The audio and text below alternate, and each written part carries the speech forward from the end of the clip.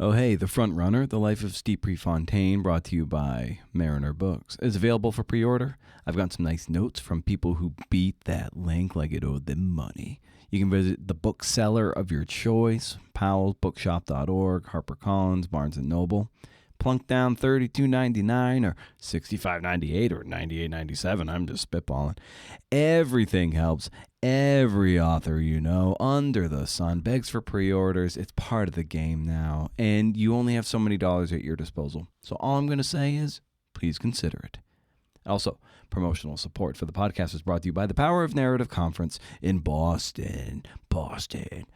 Celebrating its 26th year on the last weekend of March, the 28th and 29th, hundreds of journalists from around the world are descending on Beantown.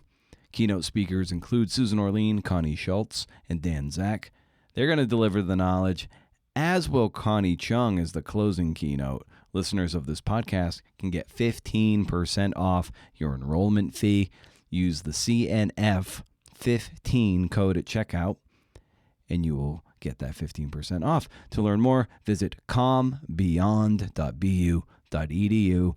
Use CNF15 and save some money, some precious burrito money. Something really terrible has happened here, and the world has ignored it.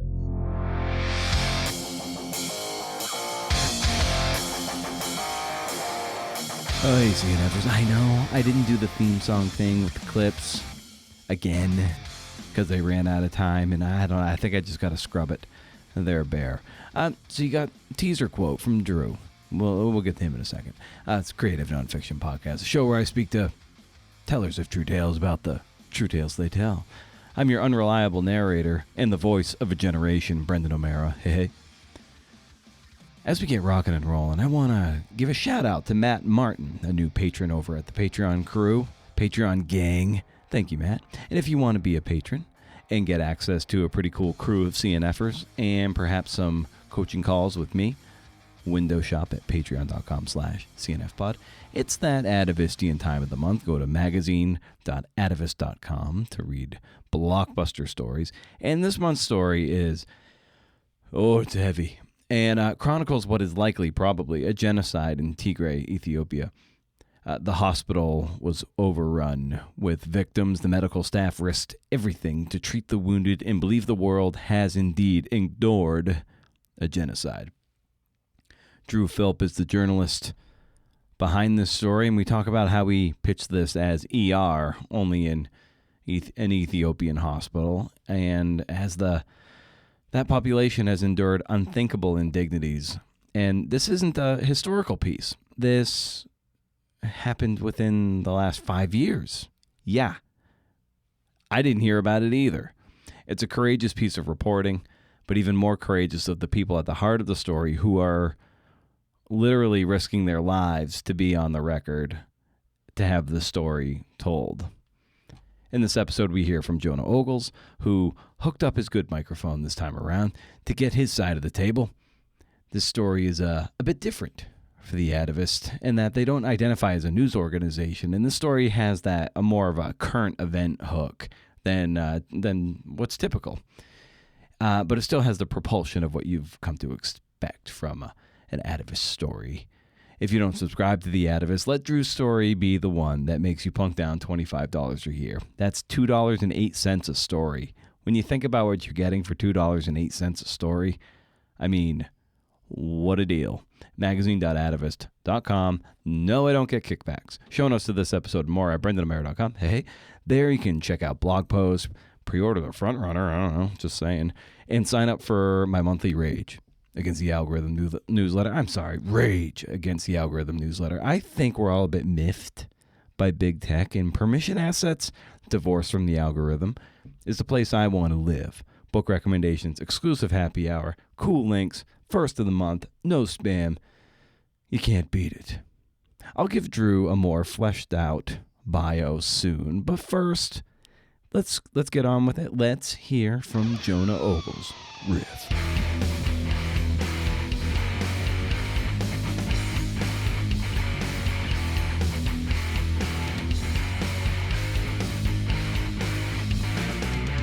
This is one of the heavier pieces that I think I've ever read from the Atavist, and I wonder just how, as an editor, and working with Drew, that you handle a piece of this nature.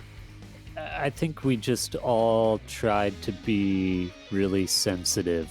You know, I was telling somebody the other day that Drew was just so compassionate towards his sources.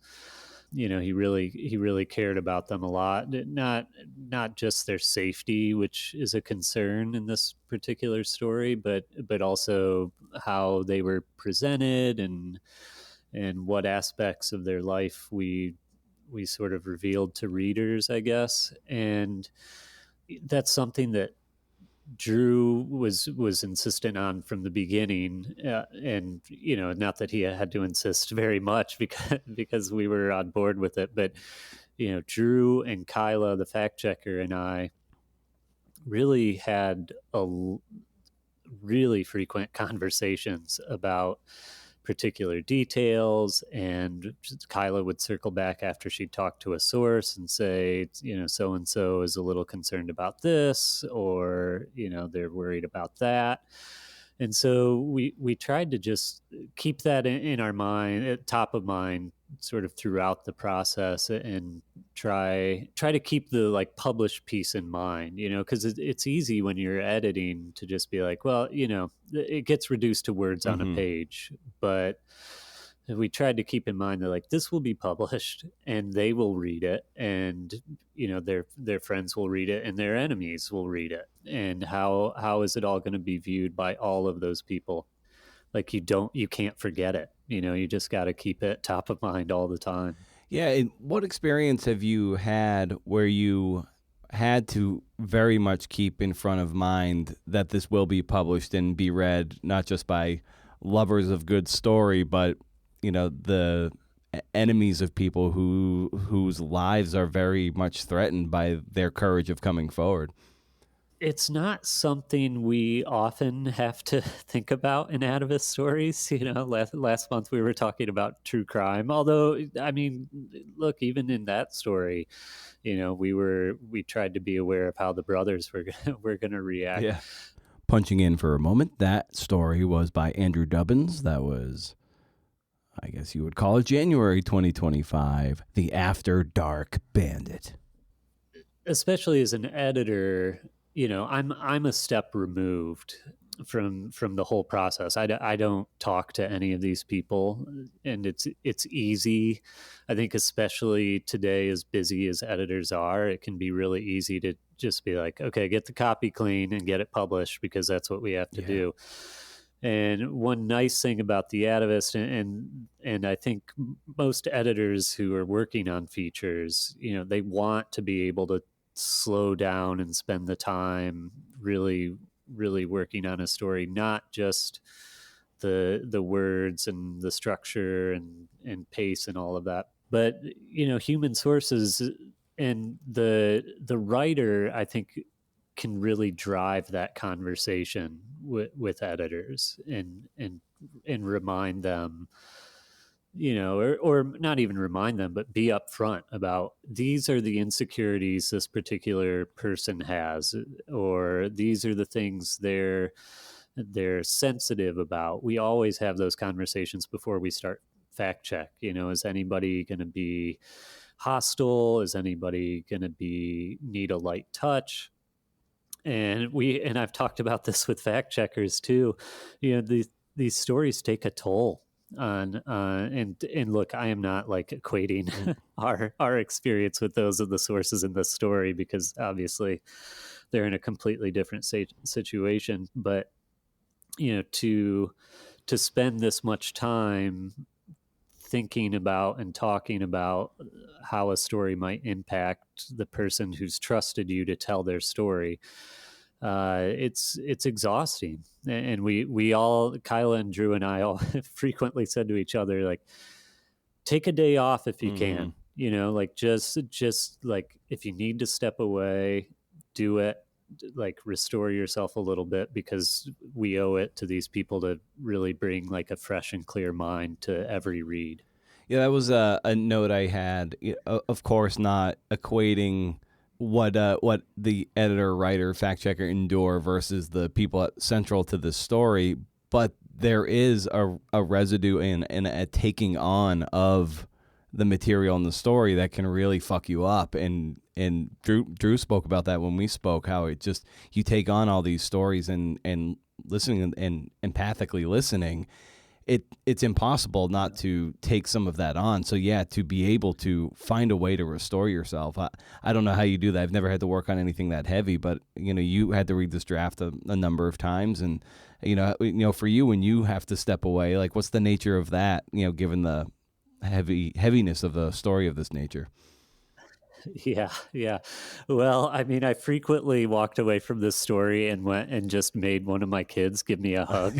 Like, whatever I had to do to bribe them, whether it was candy or, let's sit on TV and cuddle. You just kind of need some like innocent, like pure innocence and love in your life. Even other stories, I think it's different for everybody, like, and I could say all the easy, like, cliche things of like take a walk or like go do yoga, and those things help. I keep a guitar near my desk, and because that just sort of disconnects my verbal brain. So that kind of helps me. But I think you almost have to find a way to be in tune with your own, like, inner frequency, and recognize when you're so wound up about it that you aren't able to sort of process things in a clear way, and that's the moment you need to step away. And there, like, look, writing the draft, I know it was hard for Drew. I know it was, and I know talking to the sources was difficult for Kyla, but you step away, and then you dive back in, because you owe it to these human beings who have put their trust in you. And he shared with me a photo of his storyboard and index cards, of which we had to delete right away because there were sensitive information on it that could potentially be zoomed in and screen caught and everything. But he was kind enough to share what the structure and all the storyboarding looked like, and that's always a fun bit of craft to talk about. So what were those discussions like as you were seeking out to plan out the story part of this article? Well, yeah, it's tough. I mean, we knew that one of the challenges of this story when we assigned it was that it would be a multiple character story, which isn't, all of our stories have multiple characters, but for the most part, there's a protagonist or two, and you're able to just kind of stay close to them and follow them. In this story, though, there are four of them. And though they overlap at the hospital, they're otherwise having fairly distinct experiences, although shared sort of in a broader way. And the way it ended up working best, I thought, is, well, you have, in the narrative sense, the gift of a shared timeline. They're all experiencing the conflict at the same time, and so you have that chronology to serve as your backbone, and then you're finding the emotionally resonant points, or sort of the geopolitically salient points, and for each character, and finding where those each fit, and trying your best to stick with the character for a decent amount of time. One of the things I often say to writers is, like, look, if we're not spending 500 words with this person, we need to talk about whether this particular scene belongs here. Because I think where pieces like this start to fall apart is, here's a graph on this character, and here's another graph on this character, and it ends up feeling disjointed, and at least and I think readers get kind of whiplash, bouncing between so many characters in such a short amount of space in the story. So you try to find those moments where you can really dwell with a person and be with them, not just for like a fleeting thought or a fleeting moment, but for like a sustained experience. And that, I hope, and I think, I feel pretty confident that that leads to a more powerful connection with that character. And when you take on a story of this nature, there is a responsibility inherent to it. And I wonder for like when you and Sayward were like, yeah, this is something we want to run with. You know, what do you hope for a piece like this when it does go live? Man, I mean, you hope the right people read it. You know, I think that's part of it with this particular story. Because look, we are usually very hesitant to wade into things that we feel like belong like in the New York Times, you know, in the first few pages of the New York Times, because we're not a news organization, and we feel like there are places that do good work on that front. But in this particular case, it wasn't getting news, you know, it wasn't getting covered. It was this buried conflict, you know, in part because of the Ethiopian government's blockade of of the region and of reporters getting there and information coming out of there. And so we felt like there was an opening as well. So that was part of it. We felt like there was an opening for us to talk about something that should be discussed, which is kind of what you want to be able to do as an editor, is tell stories that make a difference. And Drew also had a good approach. You know, we felt like even if the news started to pick up on the conflict in Tigray, we had an angle that would help it stand out. And of course, the news didn't really pick up all that much. The Times ran a story a couple of weeks before we published, but that's kind of it. But honestly, for me, like the most powerful reaction is Drew heard from one of the sources who said it felt true to her, like that she hadn't read anything that so captured what her experience was like, and she even noticed how she was reminded of how much it had changed her over the course of time that she was talking to Drew. And like that, when I read that, I was like, okay, it doesn't matter beyond this, you know, like I'm not in control of whether the policy changes, but we published a story that feels true to the people who lived it, and like that is all I could ask for.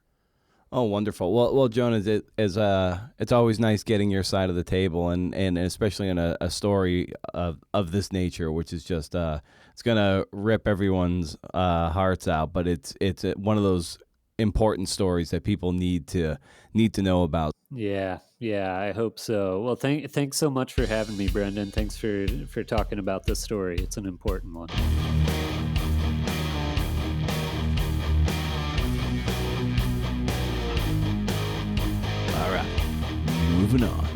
Moving along. Drew Philp is an author and journalist. He wrote the book A $500 House in Detroit, Rebuilding an Abandoned Home and an American City. His work has appeared in The Guardian, BuzzFeed, and he delivered a TED Talk with more than 1 million views. He also works as a copywriter, a screenwriter, a critic, a games writer, like video games, and which really rounds out the whole portfolio, you know what I'm saying? We get into the kaleidoscopic means of income that help subsidize the kind of journalism that lights him up. You can find him at drewphilp.com and drewphilp.bluesky.social on Blue Sky. Bluesky, as I like to call it. I believe that's it. Hold on, let me go into the machine here. And I'd hate for his handle to not be what I just said. Beep, boop, boop, boop, beep, boop, beep. Yep, that's right. Drew Philp. Got it. Nailed it. Bluesky, because that's where we're hanging out now, I guess. BrendanAmaro.bluesky.social. This episode, as many atavists ones ran a bit long, so no parting shot today. I know, boo. In the meantime, please enjoy this conversation with Drew Philp. Hit that solo. Things that struck me was your passion for games and gaming, and like the narrative and study around and story around that. And I wondered what might be some of the games where the story itself is every bit as gripping as like the gameplay itself for you. I think there's two ways to kind of think about this question, right? First is like the kind of Last of Us games where you're playing this amazing story written by somebody else. I think the other half of that equation is games like RimWorld, where it's you creating a story. It's these kind of open-ended, maybe, like quote unquote sandbox games, but you're able to create this story. I think part of the reason why games are so interesting is because it's a really young medium. I don't think that us as like a society or game makers or writers have really kind of exhausted all the possibilities for storytelling yet within that medium, and it's still coming. And it's kind of like film, 40 years or so after film became a thing, there was this incredible flowering of the medium. You had people like Kurosawa coming onto the scene and just doing things that are completely different, like Rashomon, for example. And I think we're about at that time in video games right now, and I think we're going to see more kind of story-driven things happening and story becoming more important in that. But for my money, it's those two sides of the thing, and I like them both. I mean, The Last of Us is an amazing storytelling accomplishment, as is kind of every game of RimWorld. Well, that's cool. Yeah, I remember. I'm not like a huge gamer by any stretch, and I have just based on my age, I'm more of a Nintendo guy. And I remember in college, one of my roommates had N64, and which I had never owned. But he had Ocarina of Time, Legend of Zelda game, and I remember just getting so immersed in the story behind that, and there are elements to it where it truly tugged on various emotions, and you're like, and at the end of the game, you kind of felt that emptiness of having read a really good novel. You're like, I kind of miss these guys. Yeah. Oh, yeah. Yeah. Yeah. It's your friends, and I think one area where I really haven't seen it. Well, I guess we're just kind of starting. Like, there's a game called This War of Mine, which is an amazing indie game that deals with kind of war. But I think there's a pretty big area for nonfiction to step into these games too. Mm. And I think that's one of the areas that this medium is going to go into, is being able to kind of tell nonfictional stories through games. What that looks like, I couldn't tell you right now, but it's pretty exciting. I don't think we've really seen any of it aside from a handful of indies. Yeah, I think maybe the closest, just off the top of my head, where a nonfiction-y element is more of a nonfiction backdrop. I'm thinking of like World War II, like Call of Duty games or something like that. Yeah, and I've been thinking about this lately because of what close advisor to the president did at the inauguration the other day. And my grandfather was a soldier in the Second World War, so I've been doing some research on that lately. My mother sent me a photograph of him, and I actually played this game when I kind of started working in video games and game narrative, Ludo narrative, they sometimes call it. I was kind of playing through these classics like this, and that game, Call of Duty, that you described, starts with the invasion of Normandy. It's very realistic. You have these soldiers vomiting as they ride these kind of boats to the shore, and I cried, man. And I was like, my grandfather wasn't there. He fought in the Pacific. He fought in the Mm. Battle of Okinawa, which is the bloodiest battle of that theater. But I was like, I had to stop and think, and I'm like, for a whole lot of people, this was the worst day of their life, and now we're playing it as entertainment, Yeah. and very powerful entertainment. And I think that's something that we need to think about and consider, and how we're doing this. So I think there's some kind of ethical questions around gaming too that we don't necessarily have in these other mediums. Maybe we do. I don't know. Maybe we do. Yeah. But I think that there's a visceral way to that hasn't been that part of the equation hasn't been quite figured out yet. Oh, for sure. Looking at your website and your breadth of work you do, you mentioned like some of the more contract work you do that's outside of narrative journalism, which is kind of like the thing you really like to do. And I love seeing you hat tip to this other stream of work that helps maybe subsidize the journalism you want to do. And sometimes it's the work that people don't tweet about. And when we don't talk about it, when you publish a piece, say with The Atavist, someone from the outside who desperately wants to do that might be like, man, how's Drew like making a go of it, just like writing these 16,000 word features? But the fact is, oftentimes it's copywriting, it's doing content marketing, and I just wanted to get a sense of how you fold that into the fray so you can do the deeply reported pieces that I think you truly love to do. Yeah, I think this is a great question, and I do some copywriting from time to time. And for me, it's happens in chunks, right? Mm-hmm. So I'll do 3 months of copywriting or a month of copywriting, and I'll work as hard as I can doing that, and that we'll underwrite the next year of other work of fiction or nonfiction like this, things like that. So I try to work in big chunks. When you can, and just extract as much money from that as possible, obviously while being honest and respectful to the people I'm working with. And then I'll have 10, 11 months of the year to do these other things. I've also, I think one of the things that's been really important to me as a writer is really tried to mold my life around being able to do this. Mm-hmm. I mean, the kind of stories that I tell aren't very commercial necessarily. Like you don't get rich writing stories about genocide in Africa. Right. Yeah. So I've had to kind of mold my life around that. And one of the biggest things for me was I built my own house. I bought a $500 house in Detroit, rebuilt that with my own hands, and a lot of my storytelling has written around this. But what that did very practically for me was has taken rent out of the equation for me. Like I know how expensive it is in places like New York City.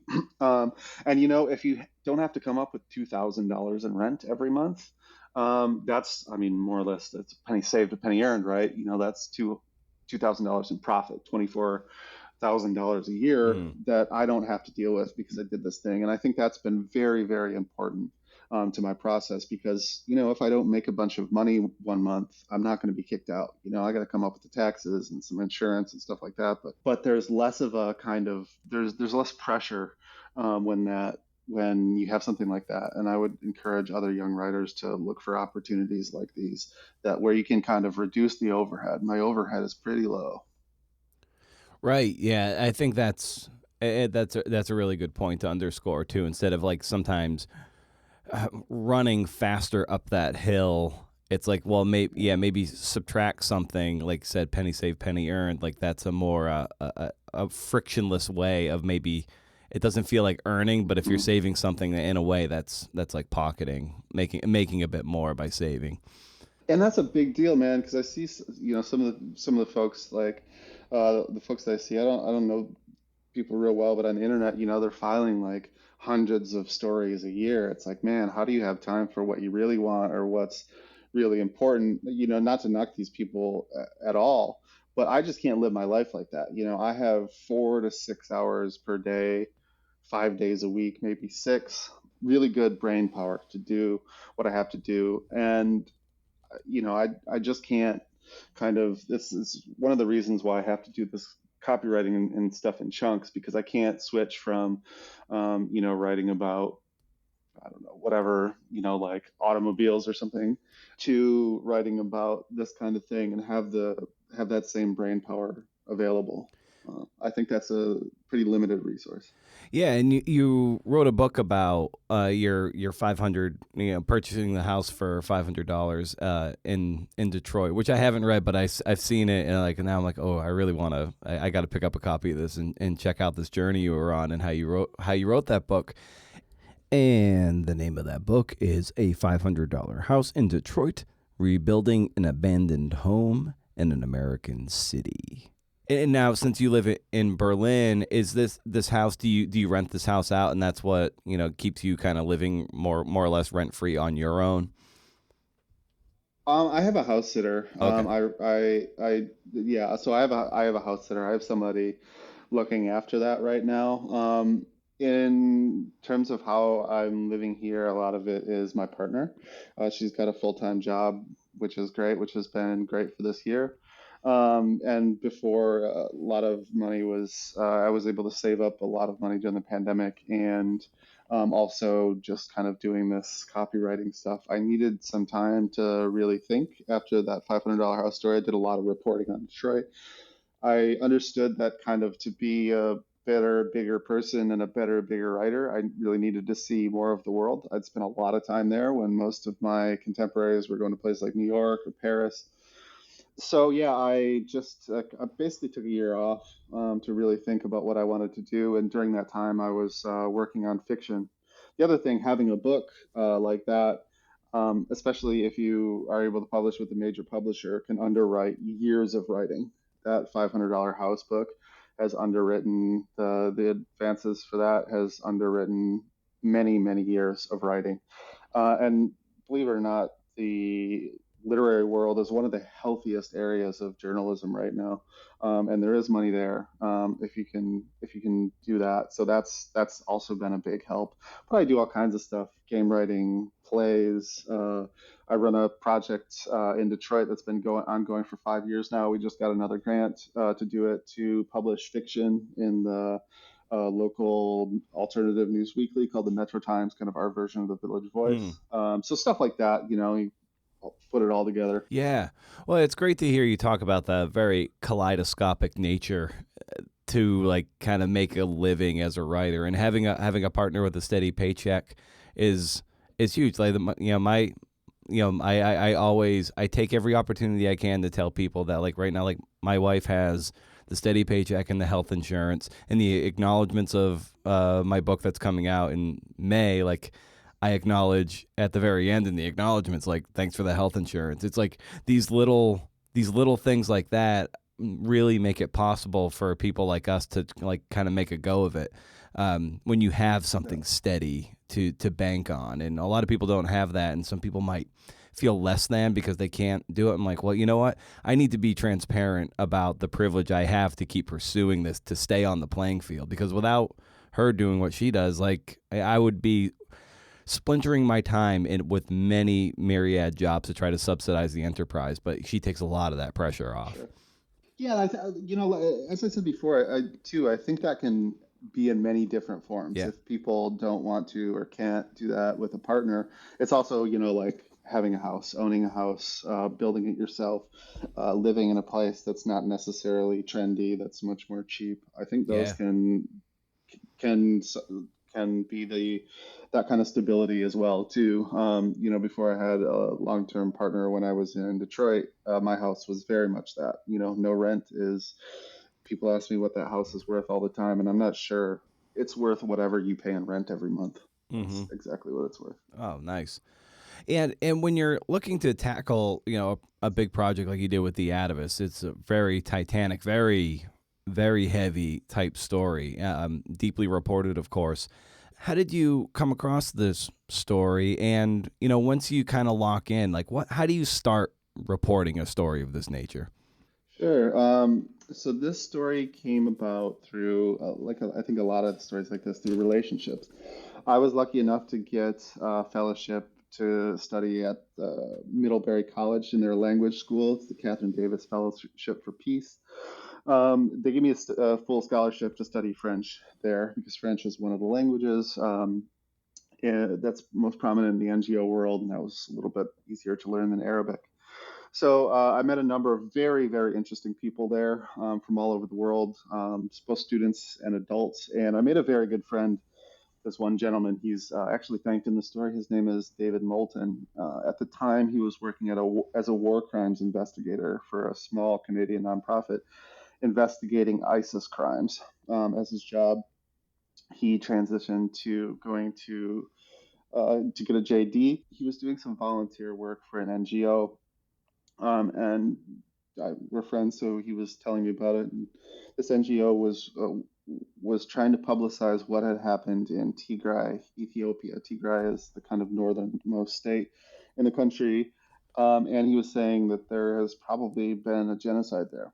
And this is, I'm pretty, I follow the news pretty closely. And I hadn't heard about this. I hadn't heard about this war, this conflict. It's one of the deadliest conflicts in the 20th century. And I was curious. And the NGO that he was working with was focused primarily on medical professionals, doctors, nurses, things like that. And so I began looking into this closer and closer and closer and closer. And I said, wow, there's a really important story here that hasn't been told. This is something that I want to sink 2 years of my life into. The reporting for this story has taken 2 years. It's kind of worthwhile. There's something really terrible has happened here, and the world has ignored it. And that's really in my kind of conception of what journalism and nonfiction storytelling is. That's right at the base. The first thing was to talk to people in there, people in Tigray. People in Tigray were very wary of outsiders. I mean, they'd just been through a genocide that no one had in the rest of the world had seemed to care about. So a number of people from this organization had come to Berlin to meet me to talk about the possibility of doing a big story on this. They came twice.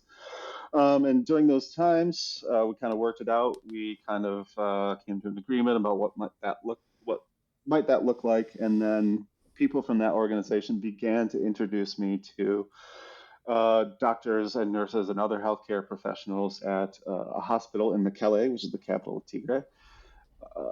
And I began trying to build out this story. And I interviewed, before I pitched this even, I interviewed, I don't know, two, three, four, two or three dozen people that worked at this hospital to see what happened, to and kind of find people that would be kind of quote unquote characters. And so that's how it started. And from there, started doing research about the conflict, started researching subjects we might follow to profile, and kind of breaking this down and thinking about how we might tell a story and what needed to be told, what was out there, what wasn't out there. And then I think a big part of this story, at least for me, something that makes it special is the conceptualization. The story is told in the third person, completely through the eyes of people that went through it. I'm me as writer, author voice. It's not in there whatsoever. And I think this is important for a number of reasons. We can talk about those if you want. Sure. But I think the conceptualization of this piece was pretty important. We were looking for, something big to tell, but also characters we could tell it through. And that, yeah, you want to talk about the first person versus Yeah. third person Yeah. here? Let's roll right into that. Go for it. And so I think a lot of stories, especially in Africa, happen in the first person. I think a lot of long form right now is happening in the first person, or at least with a first person element. And I think that's happening for a number of reasons. There's some very notable exceptions to this, obviously. It's not across the board, but there's a lot of first person stuff out there, and that can be really good, and that's okay. But it does a couple of things, especially in stories about Africa, the Middle East, places that many readers in the West are not necessarily familiar with. One of the things it does, it's a lot harder to tell a story in the third person. The Atavist is great. They have a wonderful team. Sayward, Jonah, Kyla. These people have worked very, very hard to be able to tell this story, because when you're telling a first person story, you can say I saw, this is what I experienced, and that's never wrong, right? That's never wrong. But Yeah. to put something in third person, you have to say this is what happened, and that's pretty scary, and it takes a lot of resources to be able to do, which is another reason why this story took 2 years. um, and it just takes a lot of time. So I think it's kind of easier to do first person things like that. But also there's some other things that happen with this. The first person also allows for change. When you're telling stories about these kind of atrocities or wars, I think the stories always need change, right? You're talking about like Luke Skywalker starts as a farm boy and ends up at, blowing up the Death Star. And that's that enormous degree of change is why that story is so well beloved. So in these stories, you need change, and it's often hard to find that change within the stories. People still have to be alive generally. There's a level of detail that's necessary that's very difficult to achieve. So that's another reason why people put stories in the first person. But there's a third one too that I think is a little bit more insidious, And of course, like it's okay. But what happens is the first person gives Western readers, readers in Europe and the United States, an avatar Hmm. to experience this story through. And what that does, I think, very, very subtly, and again, this is not any kind of criticism, but it often dehumanizes the subjects. It says, we need to put some kind of link between readers and subjects, and not allow the subjects to tell their own Hmm. stories. So this was very important to me, that we didn't have the first person in there, and we were able to tell the stories within their subject. So that was conceptualized from the beginning. When we pitched this, or when I pitched this to Sayward at the Atavist, it was more or less pitched as ER, the television show. I don't know. Are you familiar with this television show? It's from the 90s. It was Michael Crichton. Oh You know yes. this? Oh yes. Yep. Fantastic TV show. If you haven't seen it, 100%, I get the first season, download it. It is fantastic. It was pitched as ER in a war zone, which I think is pretty apt. Is to when I think about nonfiction, I always there's two sides to it. What story do you want to tell, and how to tell that story? And how to tell that story is particularly important to me because this is a subject that nobody wants to think about. Very few people want to think about war and genocide in Africa. But it is important to think about that and ask important questions about society and just human nature, and to get people to be able to interact with those questions. I think we need to put that into a story. Uh, we could have wrote a textbook about this and nobody would read it. And the same goes for issues of housing policy and racism in Detroit. With the $500 house, you have to have a spine for the book. Sometimes we call the journalism that people need to hear but they don't want to eat. We call it spinach journalism. You have to eat your spinach, right? It's good for you. So what I try to do is make a spanakopita, like this kind of tasty spinach pie. I want to wrap these difficult ideas in a nice story, in a love story or a story of heroism, so that people in the West are more willing to kind of eat it and digest it. Yeah. We need some butter in there. Mm-hmm. Exactly. Some onions, some garlic. Yeah, it's going to be healthy, but I think it'll also be tasty too. And another, what's also challenging too, if going wholly third person, the reporting is very deep, and you have to engender a lot of trust in your sources, and the material in the Yeah. story is super sensitive, life threatening, and they've put their trust in you, and so how do you get to that point where they can confide in you to and trust you with the story and what's going on? Well, one of the first things I should say is Kyla Jones at the Atavist is amazing. She's an amazing fact checker. So she did a lot of this work on the back end to kind of check these facts and do stuff. And I just want to make it very clear that she was great. So I think that trust starts with the normal things: being on time, not missing things, and being honest and talking about why I was doing this. Let's talk about this story specifically. I talked about why I was doing this. I met with people, in the most personable way possible, which in the beginning was over video, to identify people that would be good, who had good English, who had important stories to tell, who represented a wide variety of experiences during the war at the hospital. And then I went there, and I think that engendered a lot of confidence. That travel was to the region. Very few journalists have been there from the West. There's a handful starting now, but not many people have been there. And for many years, journalists were basically completely barred from the region. Going there was a pretty serious physical risk. And so going there and seeing the actual landscape and meeting people face to face was absolutely crucial for creating that trust. Because, people said, hey, well, hey, if he's willing to risk his life and his freedom for this, I think he really means what he's saying. And I did. It's important to me. I don't do this for the money. Not that the Atavist doesn't pay well. I think they do, but nobody's getting rich off of this kind of stuff. Nobody's, risking your life to make $1 billion. So I think that had a lot to do with it. To have some skin in the game too. I think that was helpful for people. I also think that while I got the interviews that I did, I got some really incredible stories and very difficult personal things. One of the subjects, the government killed his father. They killed his dad, and they killed seven other close family members, numerous acquaintances. And he was willing to tell me this story. And I think the reason is because the story really hasn't been told. The story, like, there very few people know about what's going on there at all. Like I said, I'm pretty connected to the news, and I hadn't heard of it, 3 years ago. Yeah. So I think that people really wanted it out. I think it's important. People are willing to risk their lives and their freedom to tell this story because it needs to be told. It demands to be told. One thing we kind of write in the story is that it's still an open question in the world if what happened in Tigray was a genocide, and is a genocide.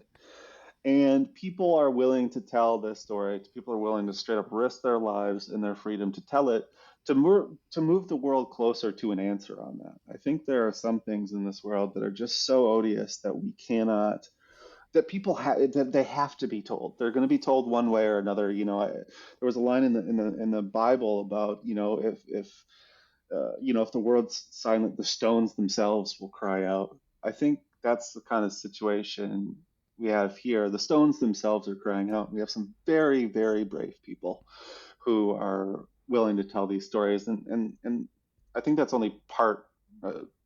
That's of course only part due to what I did. I think there's a confluence of factors going on here. Mm. Yeah, and you're right at one point that the fact that many readers are likely unfamiliar with the war is no accident. So how has Yeah. it been no accident that this has just eluded the eye of so many? The biggest factor in this is the president of Ethiopia is named Abiy Ahmed, and he instituted basically a complete communications blackout in the region once the war started. The NGO Access Now called it. So don't quote me exactly on this, but I'm paraphrasing. The most effective communications blackout, the most effective internet blackout, excuse me, in history, and it has been one of the most effective communications blackouts ever, because Ethiopia owns the telecom, almost 100% of it. They're able to just shut off electricity, internet, phone service, everything to the region. So they were able to deport journalists, intimidate and jail others. They jailed many journalists. I think, if I remember correctly, they're the worst jailer of journalists in sub-Saharan Africa, and the second worst on the African continent total. So they were really able to control the narrative from the get-go. And because what we're just hearing as journalists and as people that are trying to state facts, we're just kind of hearing stories, and that lessens the power. We can't get you hear a number like, okay, maybe 600,000 people were killed. That's just a number. If it doesn't have a face attached, it doesn't really matter. Stalin said something like this, Yeah, a million yeah. deaths is a statistic, and one death is a tragedy. So one of the important things with this story that we wanted to do is we wanted to put faces on what was happening here. It's really hard to understand what 600 million people and lives means. It's really hard to understand when almost 10% of all the women of childbearing age in the region were raped. Almost 10%. That's an insane number. It's still hard to believe and understand if you can't put a face to it. So that was in the conceptualization of the story, that was extremely important, that we want to put a face and a name to what was going on there. Yeah, and logistically, like you say, you really put yourself on the line, and getting face to face with people really, solidified that bond that you're like, oh, he's serious. He's not going to just do this from a phone or from afar. And so logistically, and you said it was challenging for journalists to get to this region in Ethiopia. So how did you pull that off, just from a matter of logistically, to say that word again? So I have to be very careful about talking about this one. Okay. Yeah, if you don't want to talk about it, that's Yes, perfectly fine too. yeah. Let's. So I'll. The one thing I can say is it's helpful to know people there. You have to know people in the region. You have to make friends, and it can't just be kind of this. I made some very, very good friends. People that I'll know for a lifetime. People that I think are some of the finest people I've ever met. And I think you have to get to that level of depth. I think in every single one of these interviews I did with people while I was there, I spent about 3 weeks there. Everyone cried. Mm-hmm. you're talking about just some really heinous thing. You're talking about genocide and some really, really heinous stuff. You can't do that over Zoom. You just can't. You can't do it. You have to be there. You have to be present. Um, and that was hard. The subjects cried, I cried, everybody cried, and you have to be there to do it. I'll say the other thing that figuring out how to get there took many months. We worked with all different kinds of people to be able to do it, including former members of MI6, a number of different NGOs, like civil society organizations that do things like digital security. The digital security apparatus in Ethiopia is actually pretty good. So that was a very big concern. We all had to check our phones for spyware, things like this. It took a great degree of planning, and at least a dozen people were involved in that, if not more. And you begin and end the story with this one particular young woman who's a doctor in training, then becomes a doctor, and what made me just singling out her, but there's also others. You said you spoke to dozens of people at first before you settled on your main cast of characters to carry the story. So when you're kind of auditioning them, what was it about them that made them such good vessels to translate and to carry the story? Sure. So one of the first things we're looking for is diversity. We want to represent gender diversity, kind of diversity of experience. So one of the things about this story is it really hadn't been told in a kind of front to back narrative before. There's been other really good stories, like, for example, Martin Plaut and Sarah Vaughan's Understanding Ethiopia's Tigray War, fantastic book. But what we wanted to do is kind of be able to put it end to end. And within that, there are a number of different issues within this conflict that stand out. One of the first and most important is the issue of sexual violence. One of the most important is the issue of starvation. The government starved the region out intentionally. And at one point, hundreds of people per day were dying of starvation. There's the issue of mass atrocities, kind of direct killing, things like that. So we looked for healthcare professionals that were able to speak with authority about each of these issues. We feature one person in the story who was working specifically on sexual violence, another who was an OBGYN working, with pregnant mothers, another who was the head of the pediatrics department who was seeing this malnutrition in children and could confidently speak on these things. So that was important too, to kind of, I think of narrative like a clothesline, like it's in your backyard. And from that, you can hang clothing from, and in one shirt might be sexual violence, another might be intentional starvation. So we looked for people that could fill out those clothes. That's one part of it too. So we wanted a wide diversity of people that could speak authoritatively about each of these issues, because when this story comes out, inevitably it would be heavily criticized by powers that be that would rather have this hidden away. So doctors, medical professionals we have this kind of idea in our society of the good doctor. But they're also very serious experts doing very serious research on this. So it was important to find that. So their testimony is unimpeachable. They were seeing some of these things from the front lines. There's also some other concerns too.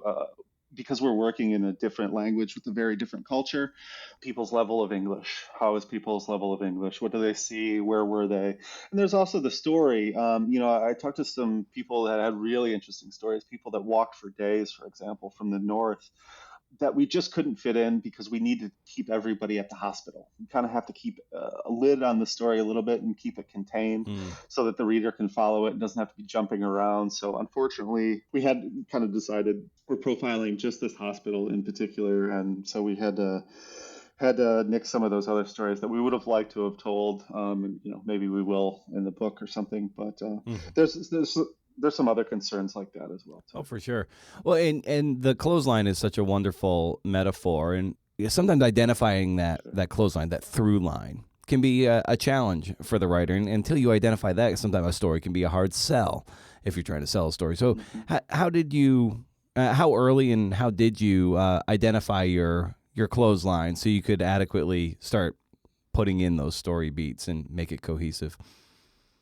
That's the first thing. That's absolutely the first thing that we identify in terms of thinking about what stories to take. To go all the way back to the beginning in the conceptualization, just with my buddy who was thinking about this, we had originally thought of doing a story in Northern Africa about human trafficking. But we were never really able to identify this clothesline. We're still looking for it, in fact, and it might be one of the next things we do.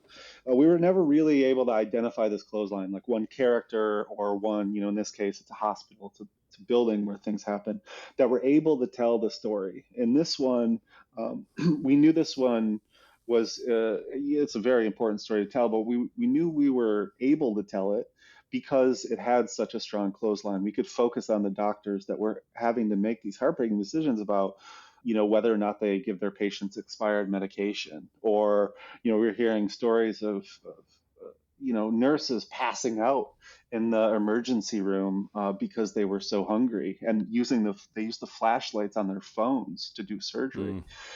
These are incredible details. I mean, these are incredible things that human beings went to, and it's not just the details. It's what's behind that. Why would someone do that? What makes someone do that? It's a very interesting question, and I think those questions are big enough to get people, readers, interested in the story, and then we can kind of give them the spinach. Like, hold on, there's probably been a genocide here. It's been ignored by the world, the UN, Europe in particular has been very bad about ignoring this. Why is this happening?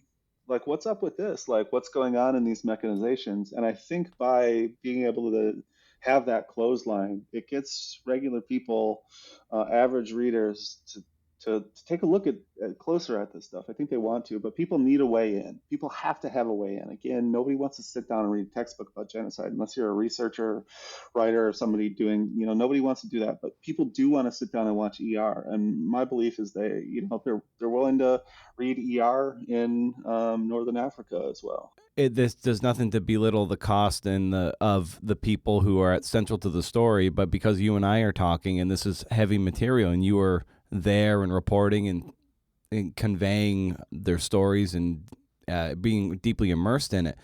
What was the cost and the toll this took on you, the reporting, and then just in the writing and revisiting it, the material. So there's really only one way to say this, and you'll have to excuse, like, cover your ears if you don't want to hear a bad word, but it's fucked me up in a pretty serious way. I mean, when I went there, I saw children who were starving. Mm-hmm. To look at starving children,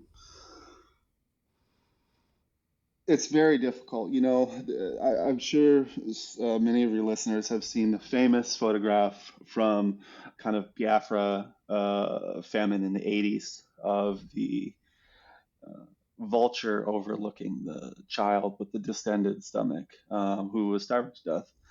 The photographer of that killed himself soon after, and that's real. The psychological toll. I mean, what I've dealt with is small in comparison to what the subjects of the story have dealt with, and the other people. But it's still real. It's still part of my job. I see as a journalist, and this was a big question there we can talk about, is to really keep my heart and soul open to what people are saying. I forget who said it, maybe Mark Twain, but somebody said, "No tears in the writer, no tears in the reader," and I believe that. And I think that as the writer, I haven't really been able to insulate myself from these stories and build up a wall because I need to tell them to other people in the most effective way, which I believe is in many cases the most emotional way. So the psychological toll has been heavy, has been very heavy, and yeah, that's what I'll say about that. It doesn't come without a cost. However, in my opinion, that cost is worth it because it's an important story to tell, and these people that this happened to really deserve that. They deserve that. So one of the questions, I was hanging out with some other journalists when I was there in Ethiopia, Ethiopian journalists, and the question of like, hey, like sometimes this stuff makes me cry, seeing like I'm pretty traditionally masculine, and I'm 100% not ashamed to say this. That you have the discussion. Are you allowed to cry in an interview? Do you have to keep you have to keep, quote unquote professional. It's very hard when you have to keep your kind of heart and soul open to what people are saying, to internalize it, to be able to talk to it about other people. And there's two sides to this. Like, one, like if you do, you can make people feel uncomfortable because they might understand that what has happened to them is really that bad, and they can break too. And the other, for me, I'm a human being first, Yeah. before I'm a reporter, and I just can't help it, man. Other people cry. Like I said, we all cried. And yeah, and I think that's real. That's like when you're getting somewhere, and that's the stories that are important. Be lying if I didn't say this. The story did not take a toll on my mental health or my relationships or things like that. It has been exceptionally difficult, and then you have to go over it and over it and over it and over it. You have to live. Like in this story, we tell, one story in particular is a very detailed account of a rape, a forcible rape. And the reason why we tell that story is because people there, including important healthcare figures, believe that this rape was genocidal. Not this rape in particular, but the rape that happened. I mean, they raped almost 10% of the women there. Mm. Was explicitly genocidal. And to kind of understand that, you need to take a close look at it. So we did, and that story was very difficult. I would cry. Well, I'm going to try not to cry right now thinking about that. But to have to go over it and over it and over it is challenging, to say the least. I would not be doing this if I didn't think this story was important. If it was about something else, if it had been, covered in detail before, or wasn't necessary. But I think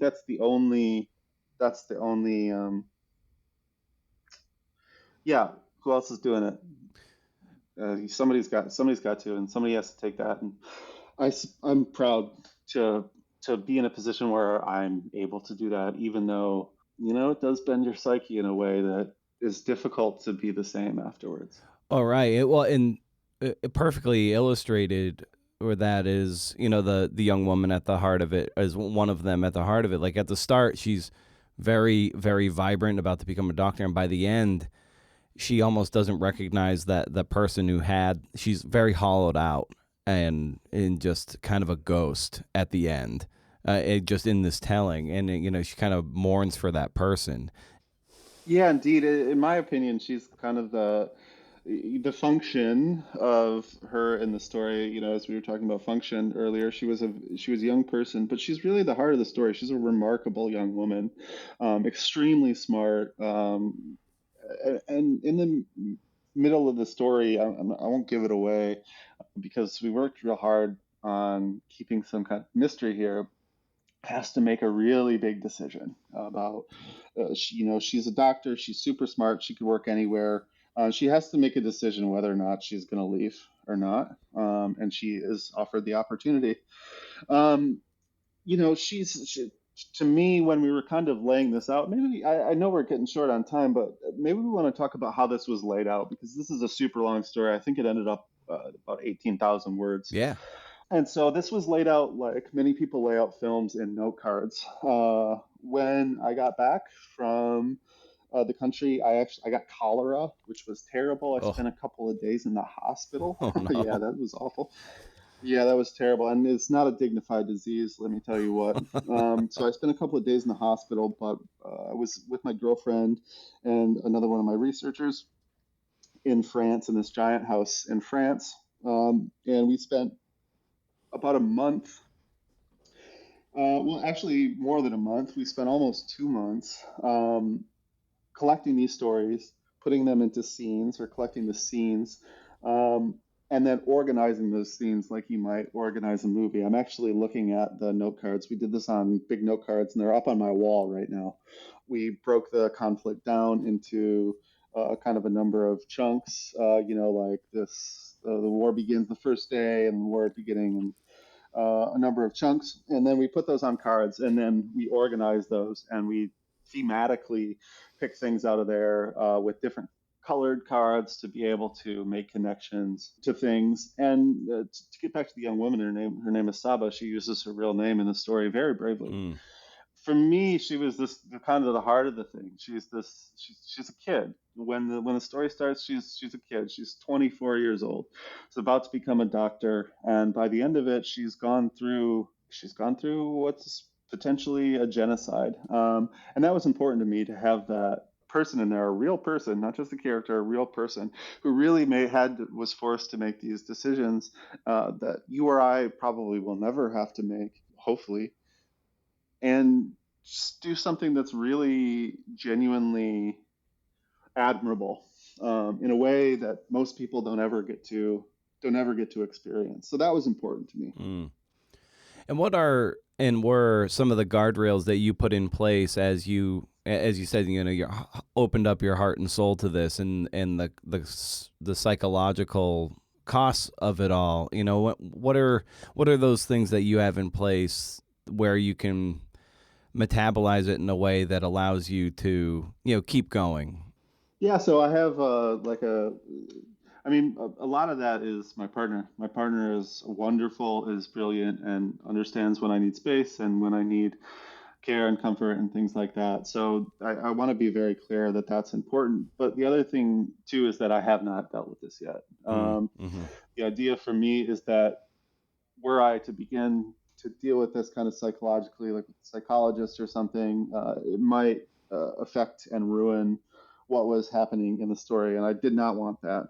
So that's this. This is the next part. So I don't actually have a good answer for you about this because it hasn't started yet. It'll only start when this is kind of when this is out in the world, when people have had a chance to digest it. The kind of promotion for it is over. And then I can start dealing with kind of my own psychology about it. I do think, with that said, that the writing itself is part of the healing process for me. Having this out there, having it a thing, you really get it outside of your own head, and then it doesn't rattle around in there anymore. It's on the page somewhere, and I think that's important. It's something I learned when I was doing this book about my $500 house. That those experiences sometimes feels like a different person that I was back then, because those are experiences that are on a bookshelf at the library.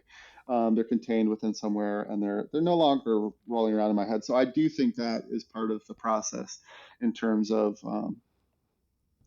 healing and doing the next thing. I mean, after this too, I think part of the next step is to keep doing things like this. I don't think I'm necessarily going to go back to, I don't know, writing celebrity profiles or something Mm-hmm. after this, because continuing that work, I think, is also part of the healing process. By healing the world, one can heal themselves. And I think, we have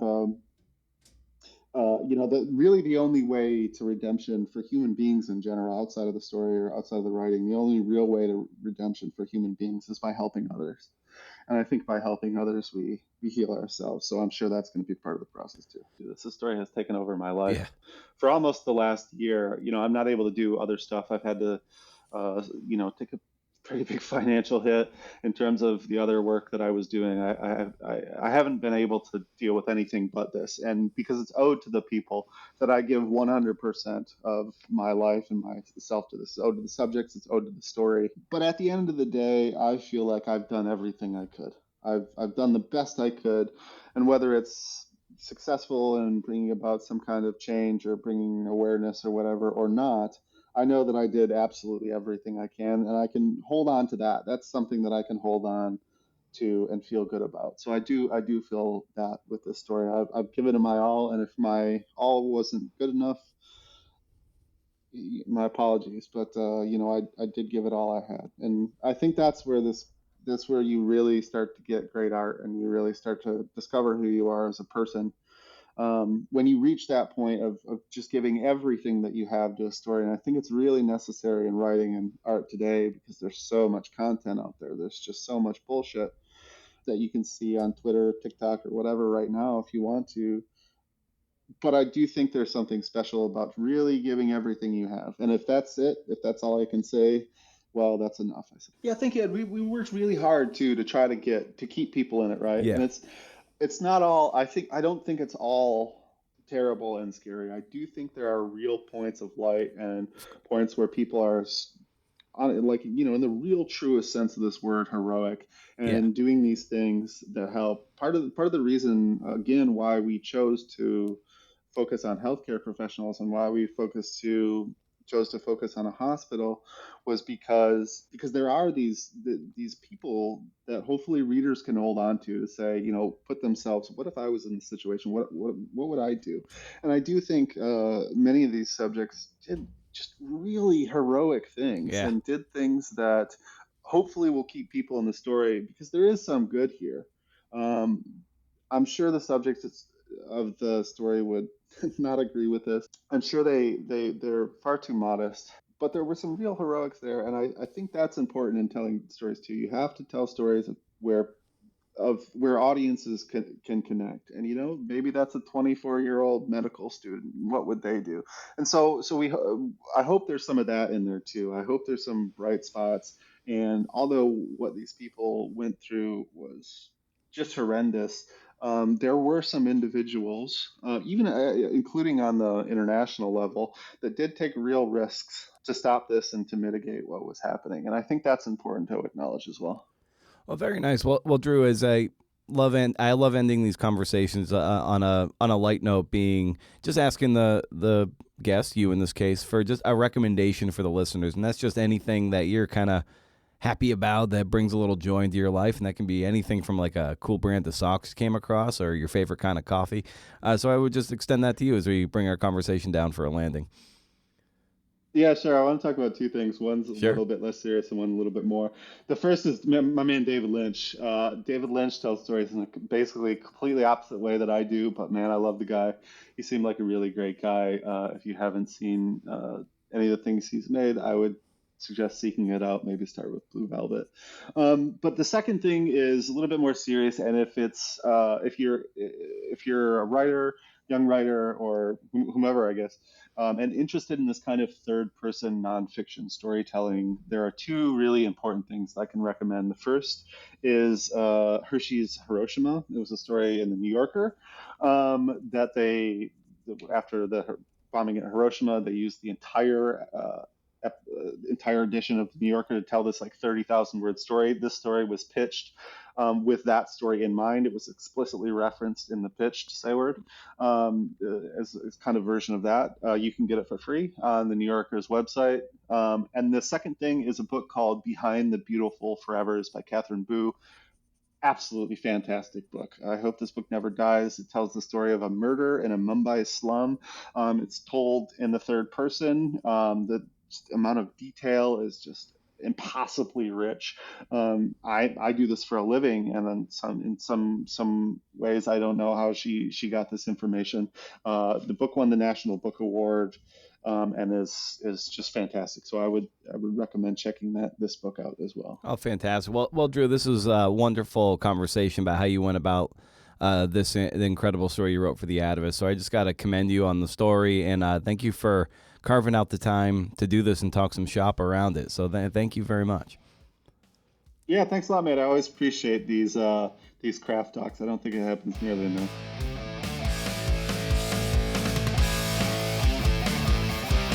Well, thanks to Drew, and thanks to Jonah, and thanks to you, CNFers. Thanks also to promotional support provided by the Power of Narrative Conference. And there's always the pre-ordering of the front runner, which would be super cool if you did. I mean, we could totally be friends if you did. I have so many interviews in the backlog that I really need to get through, but it's like I can only do one a week. And like this week I recorded like 4, so I'm like, that's like a month's worth, and I'm already have like 2.5 months in the backlog. It's a bit much is all I'm saying. Stay cool, CNFers, and if you can't do interviews, see ya.